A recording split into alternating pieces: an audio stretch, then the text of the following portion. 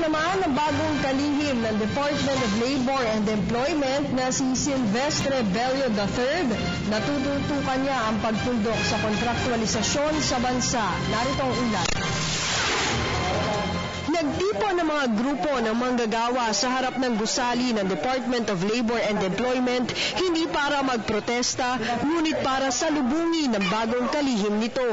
Anila, suportado nila ang pagkakatalaga ni President Rodrigo Duterte kay Silvestre Bello III bilang Labor Secretary. Subalit pakiusap nila, nawa ito pa rin ito ang pangako ng bagong administrasyon na wakasan ng kontraktualisasyon. Sa kanyang unang talumpati bilang hepe ng DOLE matapos ang turnover ceremony, siniguro ni Bello na kanyang tututukan ang naturang issue. Mr. President, in line with your marching orders that ELDO and contractualization will be bring to pass, I am meeting tomorrow several labor leaders representing labor unions, and I hope to discuss with them how your desire will be achieved. And you responded very quickly, sabi mo, but I'm serious. I don't want ELDO anymore. I don't want to hear anything about ELDO. I don't want to hear anything about contractualization. Yan ang gampalang mo.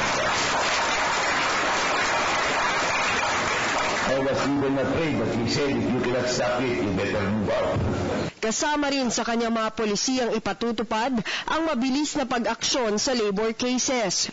And to my mind, justice delayed is injustice. And the President Duterte, well, he came up with a 72-hour policy.